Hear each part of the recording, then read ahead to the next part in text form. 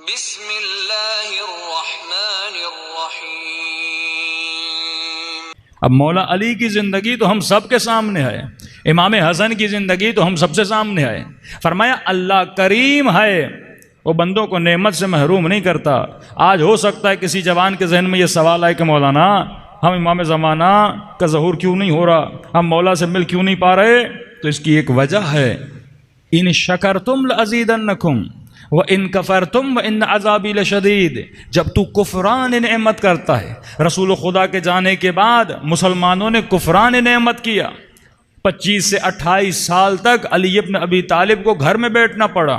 جس علی کو علم لینا تھا اس علی کو علم دینے نہ دیا گیا، جس مولا علی کو حکومت کرنی تھی اس علی ابن ابی طالب کو حکومت نہ کرنے دی گئی۔ نہ صرف اتنا بلکہ مسجد میں حالت نماز میں ولی خدا کو قتل کر دیا جاتا ہے۔ پھر بھی اللہ نے نعمت نہیں روکی، امام حسن دیا لوگوں کو۔ مولا حسن کے ساتھ کیا کیا؟ اپنوں نے مولا حسن کے پاؤں کو زخمی کیا، جس مسلح پہ نماز پڑھ رہے تھے اس مسلح کو کھینچ دیا۔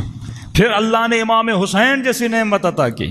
پھر کیا کیا امام حسین کے ساتھ؟ کربلا کے میدان میں نبی کے نواسے کے لاشے کے ٹکڑے ٹکڑے کر دیے۔ اللہ نے پھر بھی نعمت نہیں روکی، مولا امام زین العابدین کی نعمت عطا کی، جن کا لقب ہی عابدوں کی زینت ہے۔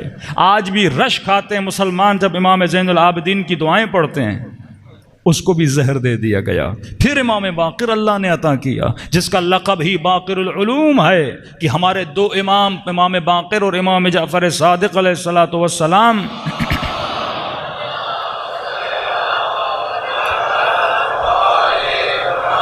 جتنے بھی برادران اہل سنت کے امام ہیں وہ ڈائریکٹ یا انڈائریکٹ کس کے شاگرد ہیں؟ حضرت امام جعفر کے شاگرد ہیں۔ کہ خود امام ابو حنیفہ کہ لولا سنتان لہلک نعمان، اگر میں 2 سال جعفر صادق کی محفل میں نہ جاتا تو میں ہلاک ہو جاتا۔ اس بھی امام کو زہر دیا جاتا ہے، پھر بھی اللہ نے نعمت نہیں روکی، 7ویں امام کو عطا کیا۔ 14 سال امام موسیٰ کاظم کو زندان میں ڈالا جاتا ہے۔ آپ سے سوال ہے کہ اس زمانے میں شیعہ نہیں تھے؟ پھر شیعوں کے ہوتے ہوئے شیعوں کا امام 14 سال زندان میں کیسے رہا؟